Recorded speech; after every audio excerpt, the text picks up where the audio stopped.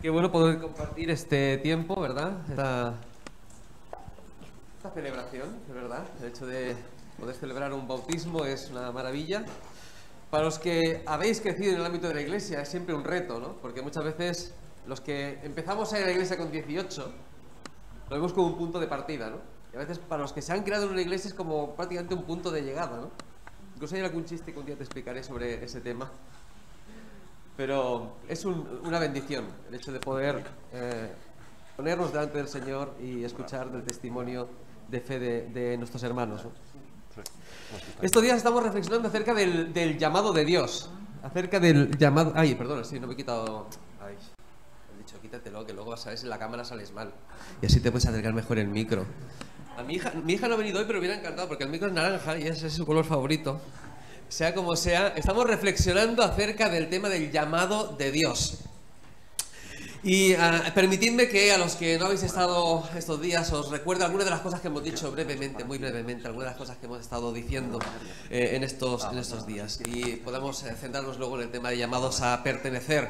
Vimos estos días que Pablo decía allí en Romanos capítulo 1 que el mismo llamado que le alcanzó a él para constituirlo como apóstol era el mismo tipo de llamado que había alcanzado a los cristianos en Roma, y ellos habían sido llamados a ser de Jesucristo, y decíamos que ahí sacábamos el tema de llamados a pertenecer y llamados a ser santos, ¿no? Y vimos que la santidad no es solamente la idea de reproducir en nosotros el carácter moral de Dios, sino que también tenía que ver el hecho de vivir como Cristo vivió, expresar por los hechos la propia forma de ser de Dios, y que Dios nos había llamado de muchas maneras, había muchos aspectos en el tema de su llamado. Dios nos había llamado a heredar bendición, nos ha llamado a participar de su gloria, nos ha llamado a experimentar la auténtica libertad, nos ha llamado con el propósito de ser transformados a la imagen de su Hijo Cristo Jesús. Y que todo eso tiene que ver con un versículo que tenéis ahí en algún punto del libro, que dice: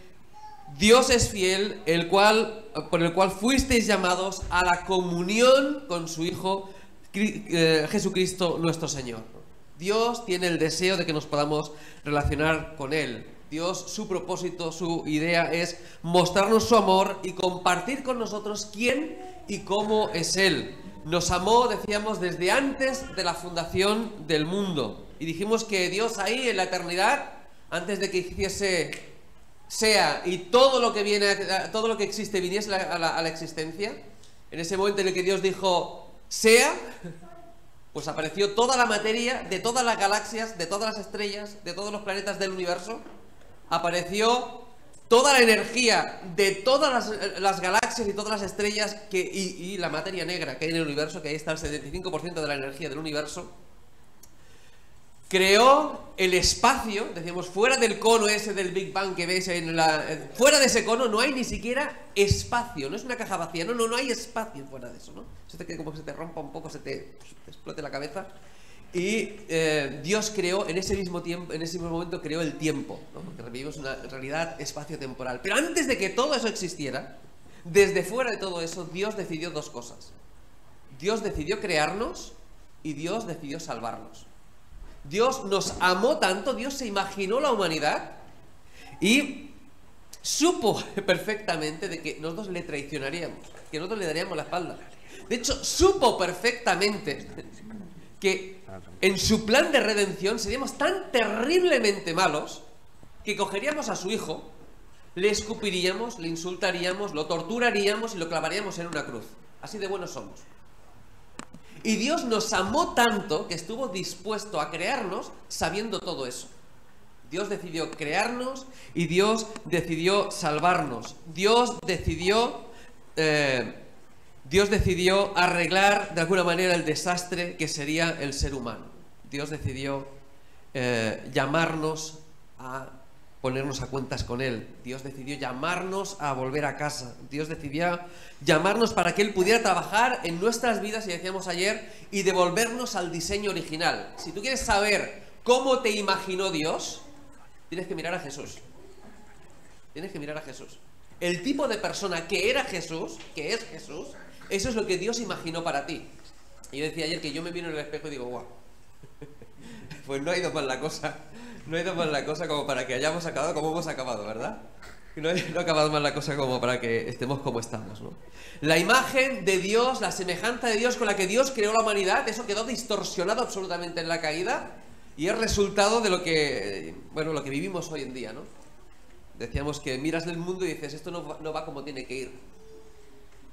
Miras tu familia y no va como debería ir. Miras tu trabajo y no satisface lo que debería. Vas a tus estudios y dices, esto no es lo que hay. Tus amigos tampoco funcionan exactamente como que igual deberían funcionar. Tú tampoco funcionas como deberías funcionar, ¿no? Y dices, oye, ¿la vida es esto? ¿O hay algo más? Y decíamos que si tú sientes que la vida debería funcionar mejor es porque en realidad tú fuiste diseñado no para una realidad caída, sino para el cielo. Tuviste diseñado para una realidad en la que el pecado no estuviese presente. Tuviste diseñado para poder experimentar total y plenamente las bendiciones de Dios y al Dios de las bendiciones. Esa es la realidad. Y tu corazón, aunque tu consciente igual no, tu corazón ya te está diciendo que en realidad el mundo actual no es lo que debería ser, porque no es lo que debería ser. Pero por la misericordia de Dios, por la gracia de Dios, Dios está trabajando en tu vida, si le das lugar, ¿verdad? Si escuchas su llamado, si te pones a cuentas con Él, Dios trabaja en tu vida para restaurar su diseño original, para conformar tu vida a la imagen de Jesús, ¿no? Y está trabajando en esta creación para restaurarla, ¿verdad? Y la imagen del cielo no deja de ser una metáfora en el sentido de que Dios va a restaurar su creación. Al final de Apocalipsis, ¿qué vemos? Un cielo nuevo y una tierra nueva, ¿no? En la cual no hay maldición, ¿no? El principio de la Biblia se pone en cuestión, ¿no? La maldición entra a la experiencia humana. Al final de la Biblia, ¿qué encontramos? Que no habrá más maldición, ¿no? Al principio de la Biblia, ¿qué encontramos? Que se pone en cuestión quién manda aquí. Primero porque Satanás se rebela contra Dios, ¿no? Y segundo porque el hombre se rebela contra Dios. El hombre cuando oye la serpiente es que lo que está diciendo la serpiente es tú vas a decidir por ti mismo lo que esté bien y lo que esté mal. Vas a ser como Dios, ¿no? Y se pone en cuestión quién manda aquí. Y al final de la Biblia, ¿cómo acaba la Biblia? ¿Qué dice la Biblia al final allí en el capítulo 18, 19? Que dice, aleluya, porque el Señor nuestro Dios Todopoderoso, ¿qué? Reina, reina. Así que Dios está en ese trabajo, en el hecho de restaurar su imagen en nosotros, librarnos de las consecuencias del pecado y por otro lado restaurar su reino, mostrar quién realmente manda aquí. Y quiere en ese sentido ponernos está trabajando en nosotros para restaurar ese proyecto, ¿no? Decía antes que igual hay aspectos en nuestra vida que nos resultan frustrantes, ¿no? Porque no son como deberían ser. Y eso es cierto. O sea, vivimos una sociedad, yo creo, hoy más que nunca, perdidos. La gente quiere ser feliz, pero igual no encuentra la manera de ser feliz. No sé si lo sabéis, pero hoy en Barcelona, esta ciudad, en Barcelona, la primera causa de muerte en menores de 40 años, ¿sabéis cuál es? El suicidio. En Barcelona, por debajo de los 40, la primera causa de muerte es el suicidio. Y eso te habla de la falta de perspectiva, de la falta de esperanza, de la falta de sentido que hay en mucha gente.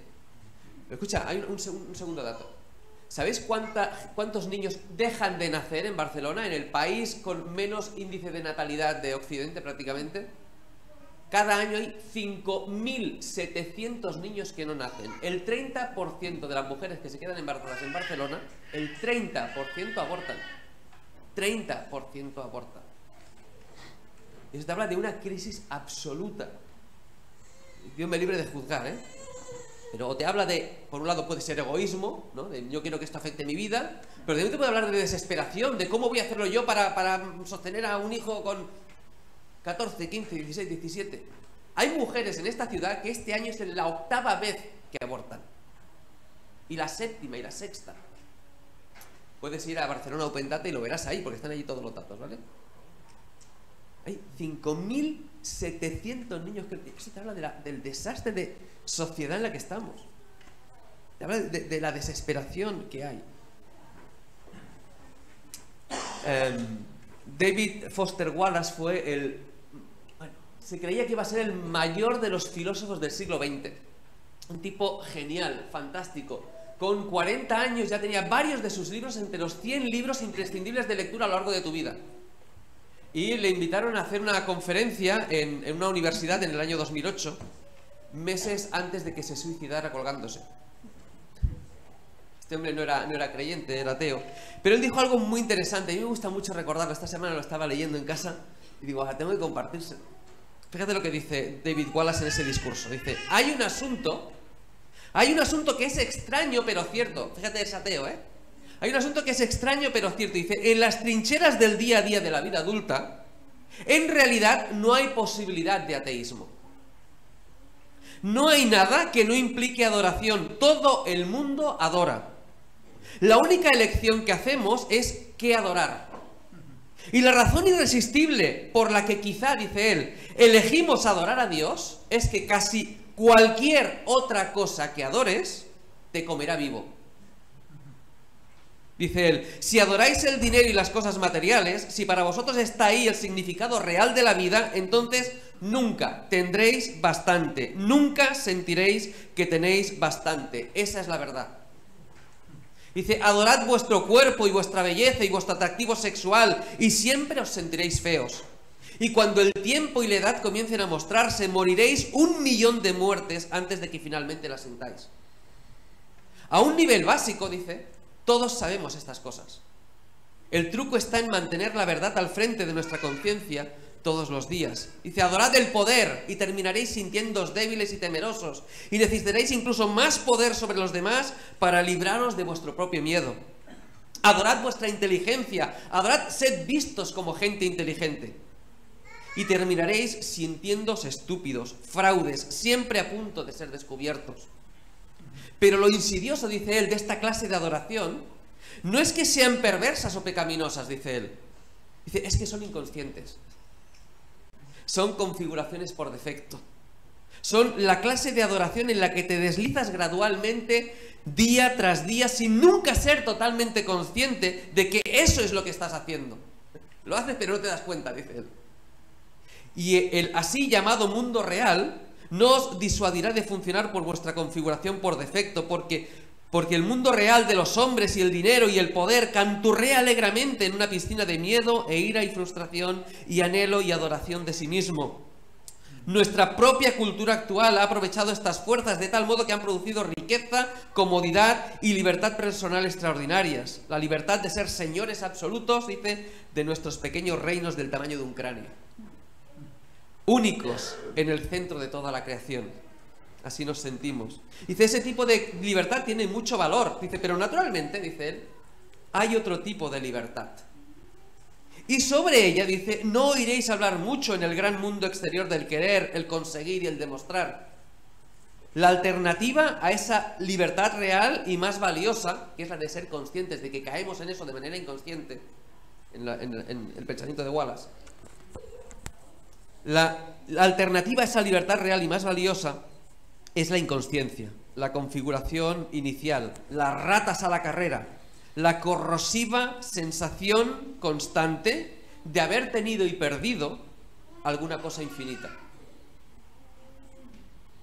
La corrosiva sensación constante de haber tenido y perdido alguna cosa infinita. Yo creo que Wallace expresa muy bien lo que os decía antes. Wallace se da cuenta que él dentro se da cuenta que la vida debería ser diferente a como es. Que hay algo infinito que se ha perdido. Claro, él no ha conseguido saber el qué. Y de hecho, al cabo de pocos meses se va a colgar. Y va a perder la vida. Pero visto desde la perspectiva del creyente, de los que sabemos realmente lo que esta cosa infinita que hemos perdido, que es nuestra relación con Dios, el diseño de Dios, el propósito de Dios. ¡Wow! ¿Qué sentido tienen estas palabras? Te rompen por dentro, porque te das cuenta de que este filósofo que iba a ser el mayor filósofo del siglo XX, bueno, falleció en el 2009, este hombre realmente ha tenido esa reflexión que nosotros hemos tenido, pero hemos tenido la bendición de que un día Dios nos salió al encuentro. Un día Dios nos llamó así. Un día Dios dijo, heme aquí. Y nosotros dijimos, pues yo también. Qué bendición haber sido hallados por el Señor, ¿no? Así que permíteme que te pregunte, ¿qué adoras tú? ¿Qué hay en tu vida que te puede comer vivo? ¿Qué hay de tu nivel de satisfacción? ¿O estás en la rueda del hámster? Estás corriendo y todavía no te das cuenta de que igual estás ahí, pero estás corriendo, ¿no? A veces vivimos en ese momento, esa vorágine, que no nos damos cuenta y estamos ahí. Pero un día tendrás 47 como yo, o 42, o 33, o 60 o 70, y mirarás para atrás. Y mi deseo para ti es que puedas mirar para atrás diciendo: he tomado las decisiones que han edificado mi vida para la eternidad. He tomado las decisiones que han hecho que mi vida valga la pena. Y que no mires para atrás y digas: mi vida ha sido una pérdida absoluta de tiempo.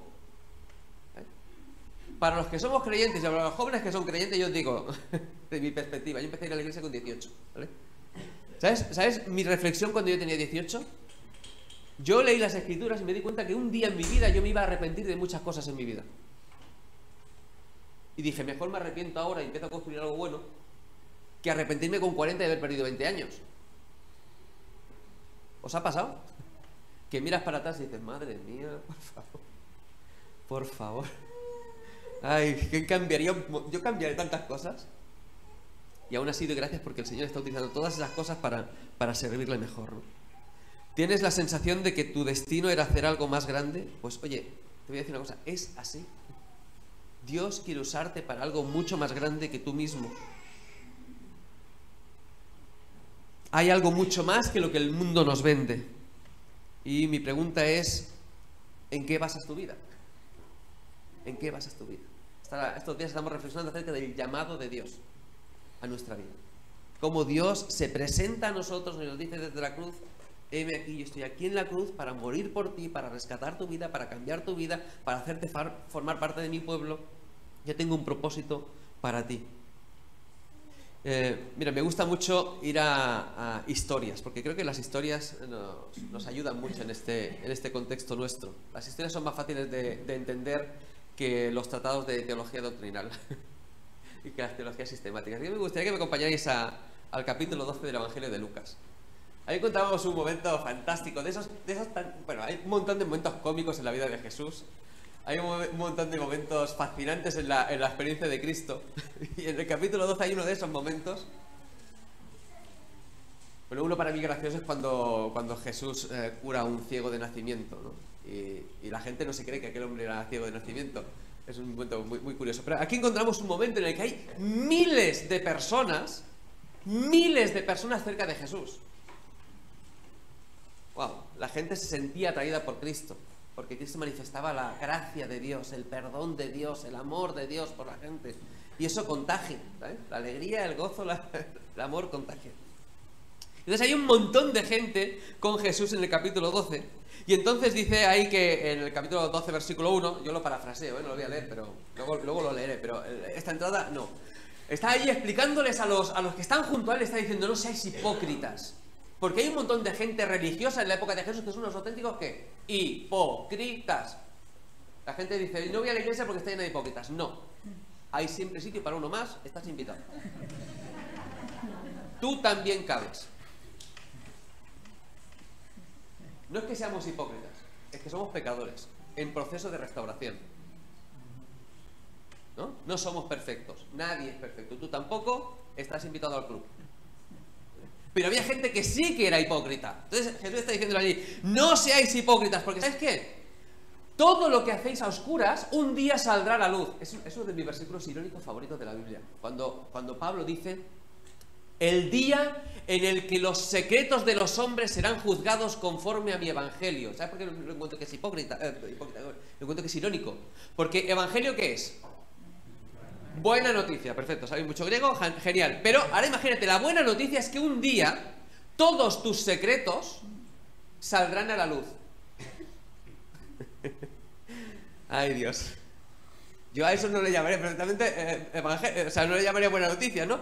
Un día, todo lo que hay en tu corazón, todas tus intenciones, porque yo no sé tus intenciones, yo sé tus obras. Si las veo, las sé. Pero tus intenciones no, pero Dios sí. Y un día todo lo que hay en tu corazón saldrá a la luz. Y eso es lo que está diciendo Jesús. No seáis hipócritas, porque Dios va a juzgar las intenciones de vuestro corazón. Va a juzgar vuestros actos. Dice: mira, todo lo que habéis dicho en tinieblas, versículo 3, a la luz se oirá. Y entonces le dice Jesús, sí, con un mensaje tremendo. Dice: no tengáis miedos de los que pueden matar vuestro cuerpo. Tened miedo de los que pueden matar vuestra alma. ¿Eso es profundo o no es profundo? ¡Guau! Te quedas ahí y dices, madre mía. Y te planteas, bueno, ¿te está hablando de Dios o está hablando de Satanás? ¿Quién es el que puede matar nuestra alma y enviarla al infierno? Entonces estás ahí como... Es algo profundo, tienes que reflexionar muy seriamente, ¿no? Pero dice, no tengáis miedo. Yo os enseñaré. Pero no tengáis miedo porque Dios, estáis en la mano de Dios, Dios puede sosteneros, ¿no? Y entonces ahí, dice el versículo 8, os digo que el que me confesare delante de los hombres, ¿qué? Yo le confesaré delante de mi Padre que está en los cielos, ¿no? Mira como hoy, seguir confesando que Jesús es nuestro Señor. Y entonces hay uno ahí, en medio de la multitud, versículo 13, que se levanta y dice, escucha, maestra. Dice literalmente, dice, maestro, di a mi hermano que parta conmigo la herencia. Mas él le dijo, hombre, ¿quién me ha puesto sobre vosotros como juez o partidor? Y les dijo, mirad y guardaos de toda avaricia, porque la vida del hombre no consiste en la abundancia de los bienes que posee. Y también les refirió una parábola diciendo, la heredad de un hombre rico había producido mucho. Y él pensaba dentro de sí diciendo, ¿qué haré? Porque no tengo donde guardar mis frutos. Y dijo, esto haré. Derribaré mis graneros, los edificaré mayores, y allí guardaré todos mis frutos y mis bienes. Y diré a mi alma, alma, muchos bienes tienes guardados para muchos años, repósate, come, bebe, regocíjate. Pero Dios le dijo, necio, esta noche vienen a pedirte tu alma, y lo que has provisto, ¿de quién será? Así es el que hace para sí tesoro y no es rico para con Dios. Qué pasaje tan increíble, ¿sabéis? En el Evangelio de Mateo, este es el de Lucas, pero en el de Mateo, la gente que cree que Jesús es el Señor, ¿sabes cómo lo llaman? Señor. Y los que no creen que Jesús sea el Señor, ¿sabes cómo lo llaman? Maestro, rabí.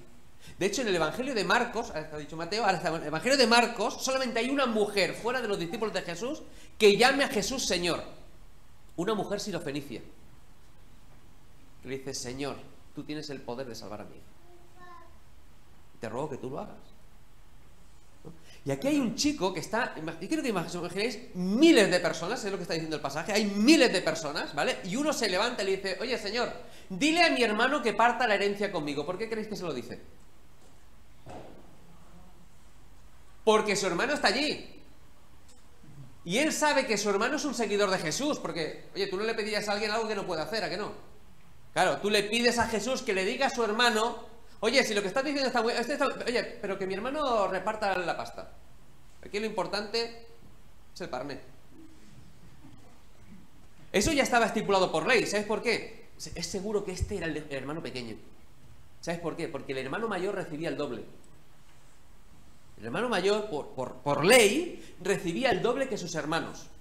Pero con el doble recibía una responsabilidad importante. ¿Sabes cuál era? Cuidar a sus hermanos siempre que tuviesen un problema económico. Si su hermano se arruinaba, el hermano mayor, ¿qué tenía que hacer? Sostenerle económicamente. Y eso está muy bien si sois dos hermanos. Porque tú recibes 6,6, el otro 3,3, está bien. Pero si tienes 18 hermanos, ¿qué? Si tienes 12 hermanos, ¿qué? José recibió el doble, ¿no? Efraín y Manasés. Y cuidó de los otros 11. ¿No? Proveyó para los otros 11. Cumplió como si hubiese sido el primogénito, ¿no? Y por eso recibió la recompensa de primogénito, porque cuidó a los otros 11. Así que el hermano mayor está allí, y a este lo único que le importa es el dinero. Y entonces quiere instrumentalizar a Jesús para sacar dinero. Eso también pasa, ¿eh? En el mundo de las religiones eso también pasa. Gente que utiliza el nombre de Jesús para la pasta. Y entonces Jesús dice una cosa importante, dice, mira, la vida del hombre no consiste en la cantidad de bienes que tienes. Ese es dice, guardaos de la avaricia. El problema básico, el problema superficial ahí es la avaricia. Pero hay un problema profundo, que es la pregunta siguiente. ¿En qué consiste la vida? ¿En qué consiste? Jesús dice, guardaos de la avaricia. La vida del hombre no consiste en la cantidad de bienes que tienes, pero ¿en qué consiste la vida? Y te voy a decir una cosa, hoy en día, básicamente en nuestra sociedad la vida consiste en tres cosas. Tres. Dinero, placer y diversión. ¿Quién ha visto La Resistencia con Broncano? ¿Qué pregunta desde el inicio de todos los inicios a toda la gente que pasa por aquel sofá? ¿Qué pregunta? ¿Cuánta pasta tienes en el banco? ¿Cuánto dinero tienes en el banco? Excepto un día, y a partir de ahí hubo un cambio en el que otro humorista se sentó allí y le dijo, ¿y qué importa?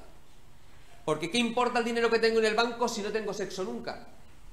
Bueno, lo dijo con otra palabra más fuerte, pero claro, yo estoy aquí y no puedo decirlo así, ¿vale? ¿Os acordáis o no? Y entonces dijo, bueno, pues ¿cuánto sexo practicas?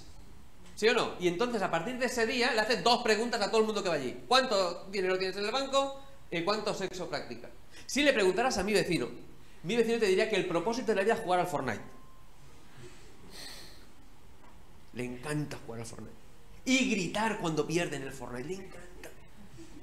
Yo tengo mi estudio de grabación al lado. Y no sabéis lo que me divierto, ¿eh? Tengo que regrabar todo lo que tengo que regrabar, ¿vale? Porque grita, pero tiene que ir la policía alguna vez. Porque ¡guau! Lo han matado en el Fortnite. Claro. Pero ¿en qué consiste la vida? ¿Cuál es el objetivo de la vida? Oye, te voy a decir, el Fortnite no es. O sea, no es. Bueno, para no sé que sea un jugador profesional, ¿vale? Entonces Jesús les explica una cosa. Una historia. Hay un hombre rico, que es muy rico, que tiene una gran heredad. ¿Sabéis qué es una heredad? Es algo que va a heredar otro. Tu heredad es lo que va a heredar otro, ¿vale? Pero él está obsesionado con tener y tener y tener y tener y tener y tener y tener y nunca tiene suficiente. Y llega un momento en que dice, bueno, ahora te voy a decir una super cosecha, esto es tremendo, ahora ya tiro los graneros y me jubilo. Ahora ya sí. Ahora ya lo tengo todo, ¿no? Hay un joven rico, un joven pobre ahí que tiene ganas de tener dinero, está insatisfecho porque no tiene dinero. Aquí hay un rico que tiene todo el dinero que el otro desea, ¿vale? Y entonces para estupefacción del joven, Jesús dice, y en ese momento se escucha una voz desde el cielo. No, que no soy yo que te lo estoy diciendo, no. Hay una voz desde el cielo, que es Dios mismo desde el cielo, que le dice, tonto, necio. Que es un insulto, para nosotros nos sueltan como muy... No, o sea, aquí se sabe insultar de verdad, ¿vale?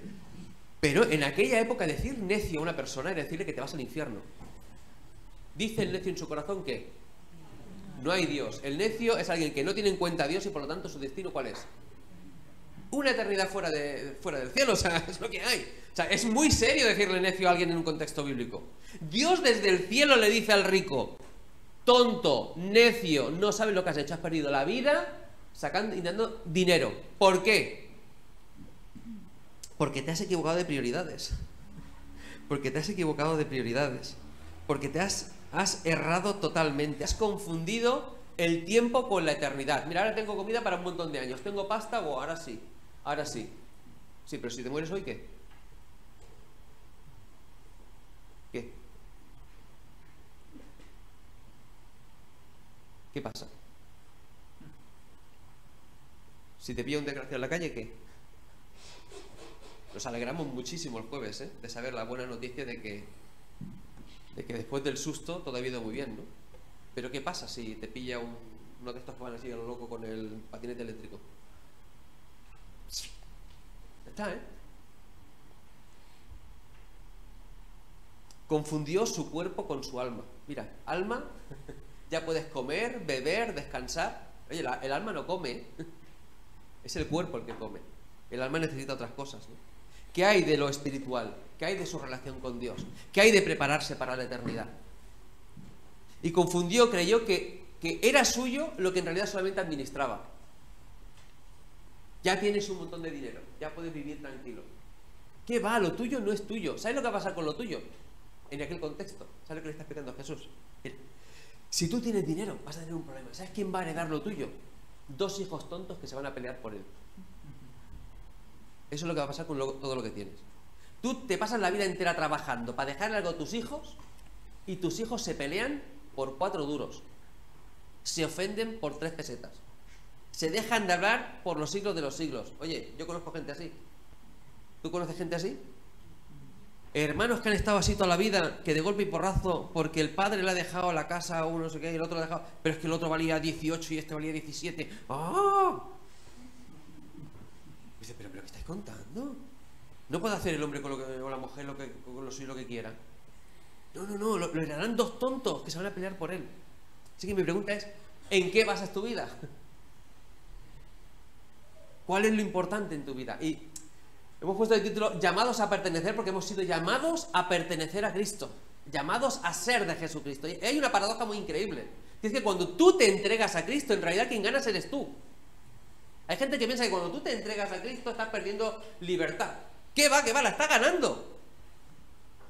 Hay piensa que cuando tú te entregas a Cristo estás dándote tú. No, estás recibiendo. Estás recibiendo. Es mucho más bienaventurado dar que recibir. Esa paradoja tremenda, ¿no? Decíamos el otro día que Dios nos enriqueció, nos bendijo con toda bendición espiritual en los lugares celestiales en Cristo. Dios está dispuesto a bendecirnos de tantas maneras. Mira, me gustaría reflexionar con vosotros, dejaros al menos una idea. Hemos sido redimidos, hemos sido llamados a formar parte de su pueblo. Dios se dio a sí mismo para redimir para sí un pueblo celoso de buenas obras, un pueblo que trabaje por la transformación del mundo, un pueblo que refleje en medio de las tinieblas la luz admirable de Dios, ¿no? Y hemos sido llamados, Dios nos llama a ser parte de su pueblo. O sea, no sé ni a qué hora he empezado, me han dicho 45 minutos, pero voy a ir muy rápido, porque ya son la 1:05, y yo creo que tenéis ganas de ir a tomar algo al mediodía en vuestra casa, en vez de ir a merendar, ir a comer, ¿no? Pues estaría bien ir a comer en vez de merendar. Pero bueno, pero dejadme que os diga al menos algunos aspectos de lo que significa ser parte del pueblo de Dios. Ser parte del pueblo de Dios significa que eres familia de Dios. Familia de Dios. Fíjate cómo lo dice, hemos leído Efesios capítulo 5, hemos leído. Vamos a Efesios capítulo 2. Dicho sea de paso, Efesios capítulo 1 y versículo 3 en adelante es la frase más larga de toda la Biblia. Pero vamos al capítulo 2 y versículo 11. Ahí nos dice algo que nos debe llamar a la atención. Si somos mínimamente sensibles, si tenemos un mínimo corazón sensible, cuando Dios nos llega a nuestra presencia y nos dice, mira, esto es lo que yo he hecho por ti, no solamente te he creado, he muerto por ti. Mira, fíjate lo que dice el versículo 11. Dice, acordaos que en otro tiempo vosotros, los gentiles, los paganos, en cuanto a la carne, los que no éramos judíos, éramos llamados sin circuncisión por la llamada circuncisión hecha por mano. Esto es un trabalenguas. Decían, oye, vosotros no sois parte del pueblo de Dios, ¿vale? Los judíos decían, vosotros no sois parte del pueblo de Dios porque no habéis cortado el prepucio del pene. Esta es la función que tenía eso, ¿vale? Y en aquel tiempo estabais sin Cristo, dice, alejados de la ciudadanía de Israel, ajenos a los pactos de la promesa, sin esperanza y sin Dios en el mundo. Dice, pero ahora en Cristo Jesús, vosotros que en otro tiempo estabais lejos, habéis sido hechos cercanos por la sangre de Cristo, porque Él es nuestra paz, que de ambos pueblos hizo uno, derribando la pared intermedia de separación y aboliendo en su carne las enemistades, la ley de los mandamientos expresados en ordenanzas, para crear en sí mismo de los dos un solo y nuevo hombre, haciendo la paz. Y mediante la cruz, reconciliar con Dios a ambos en un solo cuerpo, matando en ella las enemistades. Dice, y vino y anunció las buenas nuevas de paz a vosotros que estabais lejos y a los que estaban cerca.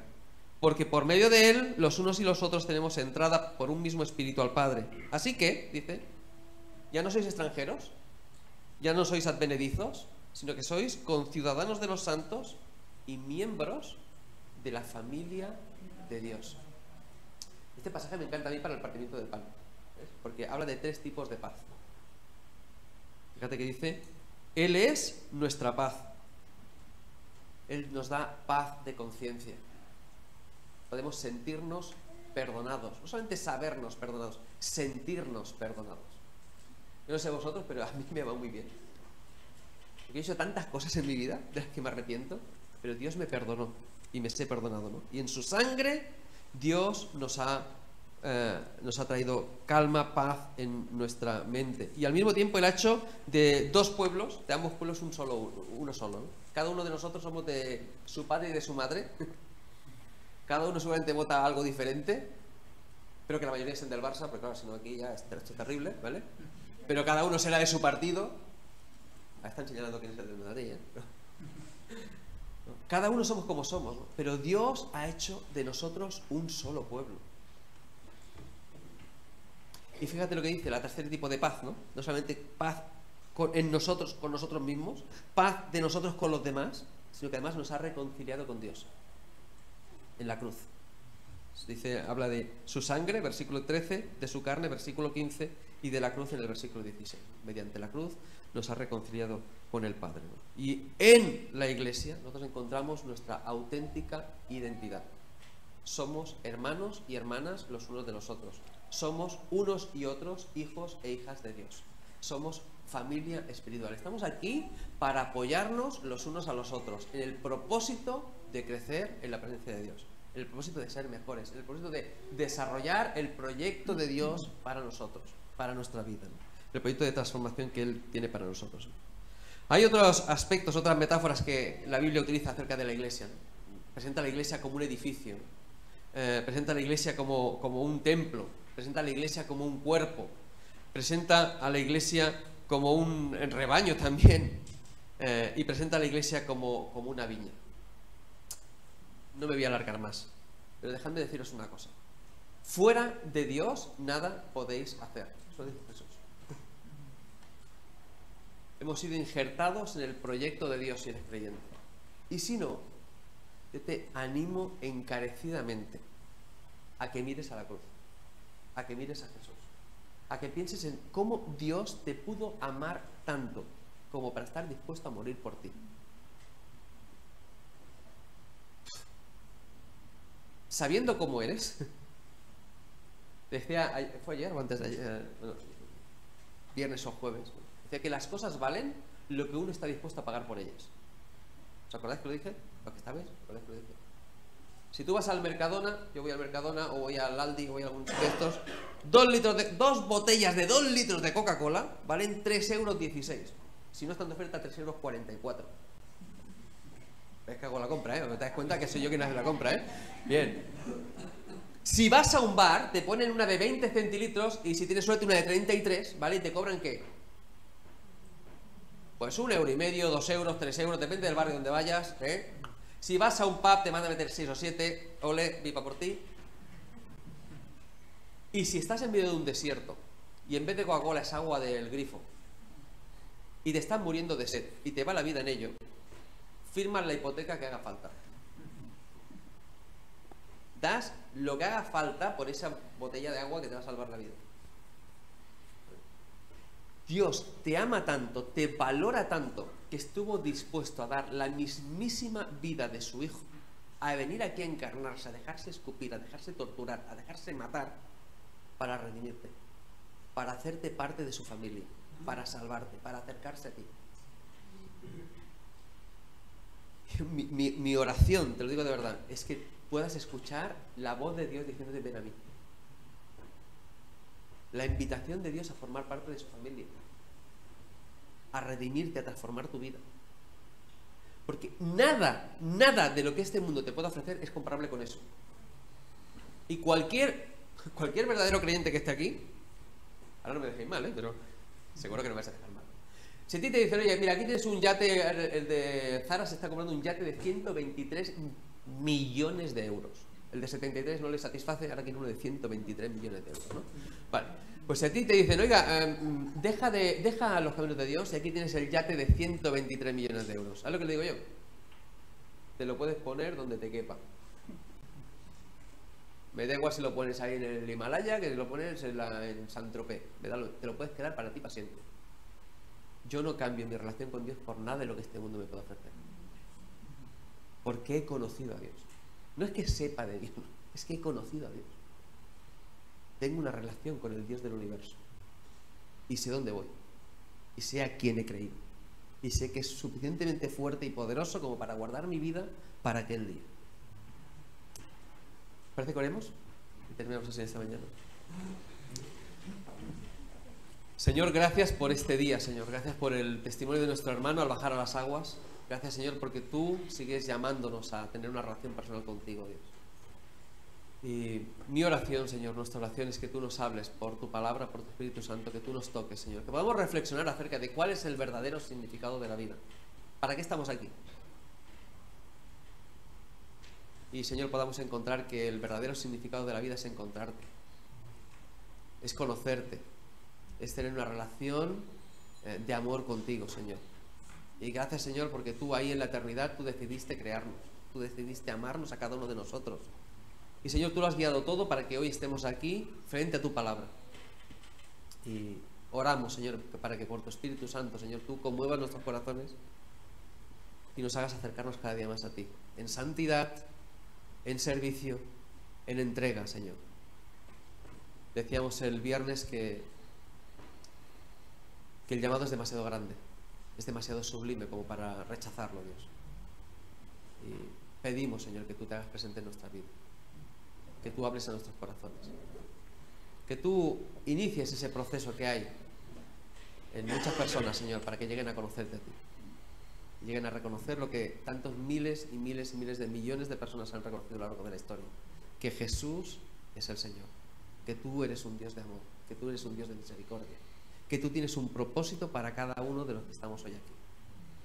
Y pedimos, Señor, que tú nos ayudes, Señor, que tú nos fortalezcas para vivir conforme a ese propósito eterno.